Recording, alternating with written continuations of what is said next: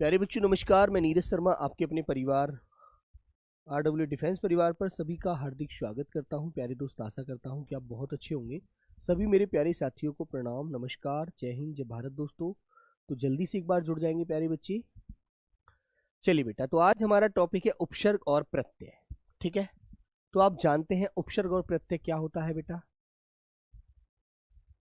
क्या होता है बच्चों? तो आप बहुत अच्छे से समझिएगा। राम राम मेरे प्यारे बच्चे। विनोद सिंह, मनोज, अविनाश, नियाज, विश्वजीत, मनीष, विनोद, अनिल, विकास, मोनिका, सभी मेरे प्यारे बच्चों को प्रणाम। तो आइए बेटा चलते हैं प्यारे साथी, पहले अच्छे से इसके बारे में समझेंगे, फिर इसके आंसर आप लोग मुझे देंगे। ठीक है, तो प्यारे बच्चों हेडिंग डालेंगे उपसर्ग प्रत्यय। उपसर्ग प्रत्यय। तो बेटा एक बात आपको याद रखनी है, किसी भी शब्द की संरचना करने के लिए, किसी भी शब्द को बोलने के लिए, लिखने के लिए हमें 4 इकाइयों का ज्ञान होना चाहिए। ठीक है, हमें 4 इकाइयों का ज्ञान होना चाहिए, जिसमें से 2 इकाई ये भी हैं। वो 4 इकाई कौन कौन सी हैं? एक तो बेटा होता है आपका उपसर्ग। उपसर्ग से हम किसी भी शब्द को तोड़ सकते हैं, जोड़ सकते हैं। एक होता है मेरे प्यारे बच्चों प्रत्यय, एक होता है मेरे बच्चों संधि, और एक बेटा होता है हमारा समास। यदि इन चारों का ज्ञान आपको है ना, तो आप किसी भी शब्द को जोड़ सकते हैं, तोड़ सकते हैं, लिख सकते हैं। ठीक है मेरे बेटे, ये बात आपको याद रखनी है बच्चा। तो प्यारे बच्चों तो उन्हीं में से 2 इकाई आपकी उपसर्ग और प्रत्यय हैं, जिनको आज हम पढ़ने वाले हैं। तो प्यारे बच्चे लिखेंगे उपसर्ग किसे कहते हैं। उपसर्ग की परिभाषा जानिएगा, क्या होता है उपसर्ग। तो जाने बच्चों, लिखेंगे ये वे शब्द होते हैं, ये वे शब्द होते हैं जो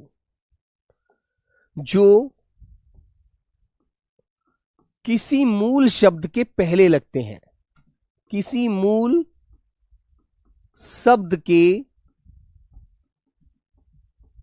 पहले लगते हैं, पहले लगते हैं और उसके अर्थ में, और उसके अर्थ में बदलाव ला देते हैं।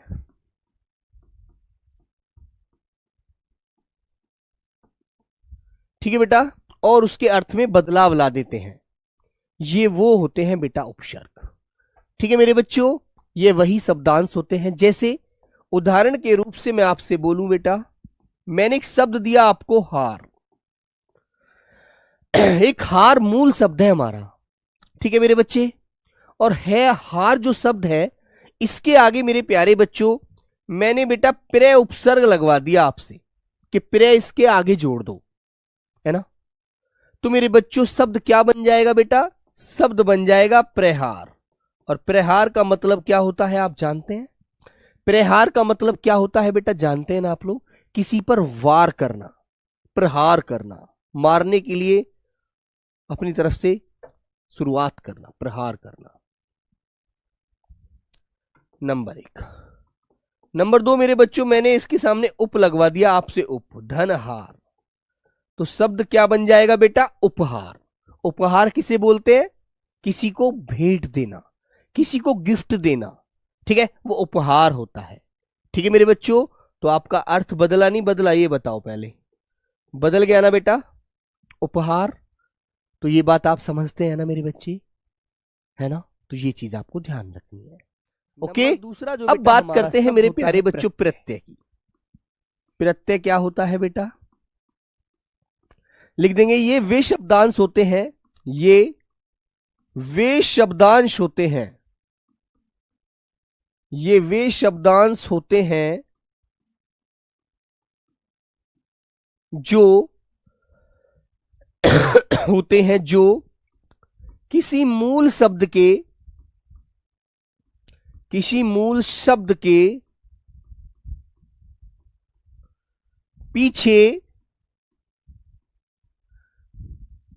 पीछे जोड़े जाते हैं, पीछे जोड़े जाते हैं और जुड़कर शब्द के अर्थ में भाव व्यक्त करते हैं, भाव व्यक्त कर देते हैं। ठीक है, भाव व्यक्त कर देते हैं। ठीक है भैया, समझ रहे हो ना? क्लियर मेरे बच्चे? जैसे बेटा एक शब्द मैंने आपके सामने लिखा मानव, एक शब्द लिखा बेटा आपके सामने मानव, तो मानव किसे कहते हैं आप लोग? मानव एक सार्थक शब्द है। जो व्यक्ति खाना खाता है, जीता है, अपने आप में अपने जीवन को जी रहा है, अपनी दैनिक क्रियाएं कर रहा है, वो मेरे बच्चों क्या है? मानव है। और मानव में पीछे आपने ता प्रत्यय लगा दिया, मानव के पीछे आपने ता प्रत्यय जोड़ दिया, तो शब्द आपका क्या बन जाएगा मेरे प्यारे बच्चे? मानवता। हाँ बेटा, बीएसएफ ट्रेड्समैन के लिए इसको आप ले सकते हैं भास्कर। ठीक है, तो मेरे बच्चों शब्द क्या बन गया? मानवता। तो तुमने देखा होगा ना, कोई कोई व्यक्ति इतना बुरा इंसान होता है, वो किसी पर दया धर्म नहीं खाता, बिल्कुल भी रहम नहीं खाता, है ना, हमेशा अत्याचार करने के लिए उतारू रहता है ना मेरे बच्चों। और एक व्यक्ति ऐसा होता है, वो किसी के दुख को नहीं देख सकता, है ना। यदि कोई व्यक्ति परेशान है ना, तो बेटा उसके अंदर से एकदम मानवता का भाव व्यक्त होता है ना, वो उसकी सहायता करने के लिए खड़ा हो जाता है अपने सारे कार्यों को छोड़ करके, है ना बच्चों। तो बेटा ये मानवता है। कहते ना यार वो इंसान बहुत अलग है, बहुत नेक आदमी है। कैसे? अरे यार उससे किसी का दुख नहीं देखा जाता, है ना, उसके अंदर अभी मानवता जिंदा है। ठीक है मेरे बच्चों? हाँ, तो मेरे प्यारे साथी, इस तरह से बेटा आपको बहुत सारे शब्द मिलते हैं। ठीक है मेरे दोस्त, चलिएगा अब हम कुछ उदाहरण है उन्हें पढ़ते हैं। जैसे बेटा एक शब्द मैं आपको दिया मैंने, सप्ताह। सप्ताह क्या होता है बेटा? 7 दिन का समय, है ना, 7 दिन का जो ग्रुप है वो सप्ताह है। और इसमें मैंने एक प्रत्यय आपके सामने जोड़ दिया, तो बेटा शब्द हमारा क्या बन जाएगा? साप्ताहिक। तो ये भाव भाव भाव वाला शब्द बन जाएगा, है ना। ठीक है मेरे बच्चों? हाँ बेटा विशाल, अभी तबीयत मेरी ज्यादा ठीक नहीं है ना, गला खराब है, गले में दर्द है ना। हाँ चलो, तो प्यारे बच्चों ये बात आपको ध्यान रहेंगी इस तरह से। तो आइए भाई अब कुछ हम शब्द ऐसे लेते हैं और उनका बेटा आप लोग मुझे सही आंसर दें। शब्द में उपसर्ग बताइए मेरे बच्चों क्या है? बताओ बेटा। बेटा भास्कर, बीएसएफ ट्रेड्समैन में कोई नई चीज नहीं आती मेरे भाई। जो हेड कांस्टेबल में सिलेबस है हिंदी का, वही ट्रेड्समैन में है मेरे भाई, उसे आप कर सकते हैं नॉर्मली। ठीक है, उसमें अलग अलग चीजों की अपेक्षा ना करें आप। ठीक है, कोई ज्यादा बड़ा डिफरेंस नहीं है, ज्यादा बड़ा कोई अंतर नहीं होता मेरे बच्चे। तो बेटा आपको याद रखना है, क्या हो जाएगा मेरे बच्चे? अनु नहीं, ए भी नहीं होगा, नी भी नहीं होगा। तो आप एक शब्द देखेंगे, अभी मैंने अलग लिख दिया, अभी, और मेरे प्यारे बच्चों ने, है ना। तो अभी जो है ना इसमें ये मूल शब्द है मेरे बच्चों, ये क्या है? उपसर्ग हमारा। ठीक है ना। और एक शब्द और बताता हूं आपको, यदि कभी भी आपको इस प्रकार कोई शब्द मिल जाए, अत्यधिक, ठीक है, जब भी ए के बाद आधा तय मिले ना, तो उपसर्ग उसमें अति होता है। उपसर्ग क्या हो जाएगा बेटा? अति प्लस अधिक। तो अधिक बोले तो ज्यादा, है ना, अत्यधिक बोले तो बहुत ज्यादा, और अति क्या है बेटा? इसमें उपसर्ग। ठीक है मेरे बच्चों, याद रखेंगे। तो ए आंसर आप लॉक करेंगे और आगे बढ़ जाएंगे। कर्मठता शब्द में प्रत्यय बताइए। जैसे आप देखते हैं कि यार बड़ा कर्मठ व्यक्ति है ना, अरे यार वो इंसान बड़ा कर्मठ है, बड़ा मेहनती है। जैसे तुमने बेटा देखा होगा, जब आपके यहां से कोई भी विधायक या चेयर, वो जो क्या बोलते हैं सांसद, कोई चुनाव लड़ता है, तो उसके जो वो होते हैं बड़े बड़े पोस्टर छपे होते हैं, उन पर लिखा होता है कर्मठ एवं जुझारू नेता है ना। कर्मठ एवं जुझारू मतलब बहुत मेहनती हैं, नई नई चीजों के पीछे रिसर्च करते हैं और वो जनता के बीच में लाकर उस चीज को रखते हैं। कर्मठ बोले तो मेहनती हैं। लेकिन अब तुम जानते हो मेरे प्यारे बच्चे, कर्मठ जो शब्द है, कर्मठ होता है मेहनती, अपना में एक सार्थक शब्द है, और ताजो इसमें पीछे लगा हुआ है, ये बेटा भाववाचक भाव व्यक्त करा रहा है। कर्मठता मतलब उसके अंदर काम करने की बड़ी लगन है, इसलिए कर्मठता है। ठीक है मेरे बच्चों, तो बेटा ता इसमें क्या हो जाएगा मेरे प्यारे बच्चों, आपका प्रत्यय हो जाएगा। ठीक है बेटा, ये जो पुरस्कार वाली क्लास और आपकी जो रचना एवं रचनाकार वाली क्लास मैं करा दूंगा, आप टेंशन ना लीजिए। ठीक है, जैसे ही स्वास्थ्य ठीक होता है मैं बिल्कुल कराऊंगा। ठीक है, निराशा शब्द में उपसर्ग बताओ बेटा। निराशा शब्द में, निराशा शब्द में उपसर्ग बताइए। कैलाश बेटा अभी किसी को नहीं पता एग्जाम कब होगा बिश्नोई। हाँ, इंग्लिश में करो बेटा, हिंदी में क्यों कर रहे हो टाइपिंग। तो मेरे प्यारे बच्चों, निर धन आशा। ठीक है मेरे बच्चों, तो आशा एक अपना में मूल शब्द है, निर क्या है मेरे बच्चों, ये आपका उपसर्ग है। ठीक है बेटा, निर क्या है मेरे बच्चों, उपसर्ग। तो आंसर आपका जो हो जाएगा ये बी वाला बिल्कुल राइट हो जाएगा मेरे भाई। चलिए ठीक है ना। लेखक शब्द में प्रत्यय कौन सा है, लेखक बोलो बेटा। तो आपको देखो ये चीज ध्यान रखनी चाहिए, जब भी आप उपसर्ग और प्रत्यय का बोध कर रहे हैं तो उपसर्ग यदि हटाते हो तो पीछे वाला मूल शब्द बचना चाहिए जिसका अपना अर्थ हो, और प्रत्यय आप निकाल रहे हैं तो आपको पहले वाला शब्द मूल शब्द निकालना है जिसका अपना अर्थ हो। तो मेरे प्यारे बच्चे, लेख इसमें मूल शब्द है ना, लेख मूल शब्द है, और इसमें मैंने कै प्रत्यय और जोड़ दिया तो शब्द क्या बन जाएगा आपका, लेखक। क्लियर है ना। तो मेरे बच्चे आंसर आपका बी वाला लॉक होगा। आंसर कौन सा लॉक होगा मेरे बच्चे, बी वाला। बोलो बोलो बच्चों।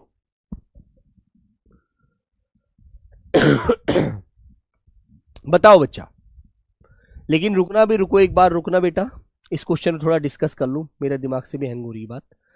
एक बात याद रखो, ये जो ख है, ये ख तो बेटा व्यंजन है, इसमें तो हलंत लग सकता है। तो मेरे प्यारे बच्चों फिर हमारे पीछे की आवाज जो होगी वो अक आएगी मेरे भाई। ठीक है, राइट। हाँ, बी की तरफ नहीं जाएंगे बेटा, ए की तरफ जाएंगे, क्योंकि ये तो व्यंजन ध्वनि है ना। सॉरी मेरे प्यारे बच्चों, व्यंजन ध्वनि है, इसलिए मेरे बच्चों अक प्रत्यय निकलेगा, और इसमें जब अक जुड़ेगा तो बेटा ये ख के नीचे जो हलंत लग रहा है हट जाएगा, लेख, क्योंकि ये व्यंजन ध्वनि है, ये स्वरों की सहायता से ही पूरी तरह उच्चारित होती है ना भैया। हाँ ठीक है, तो कै नहीं जाएगा। आगे बढ़ते हैं, अवकाश शब्द में उपसर्ग बताइए। हाँ बेटा, यूपीपी के लिए तो ले सकते हैं, यूपीपी में तो आता है एक क्वेश्चन यहां से। बोलो बच्चों। हाँ आपका सही था मिशिना, बहुत अच्छी बात है, क्योंकि मैंने ध्यान लगाया व्यंजन है तो व्यंजन ध्वनि तो अपना में अधूरी होती है, वो तो स्वर की सहायता से बोली जाती है। अवकाश शब्द में उपसर्ग बताओ, उपसर्ग जो पहले लगता है शब्दांश है ना, तो बेटा आपको बताना है अवकाश। अव, तो ऑप्शन जो बी वाला है ये आपका उपसर्ग है ना, वेरी गुड।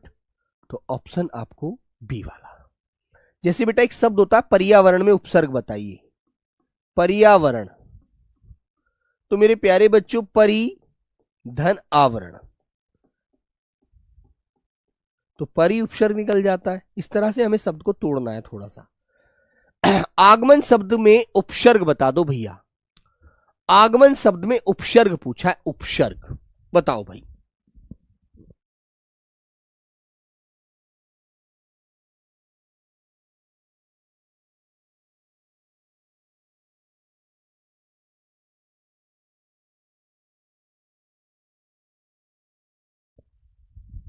बोलो बच्चों। तो बेटा देखो एक बात बताओ, आ और गमन माने जाना, आगमन माने आना, गमन माने जाना, तो गमन मूल शब्द है और आ लग गया तो इसका मतलब हो गया आगमन माने आना। तो इसमें आंसर आप क्या लगा देंगे, सी वाला। सबसे साधारण टॉपिक होता है बेटा, सबसे सरल टॉपिक होता है ना, परेशान बिल्कुल नहीं होना।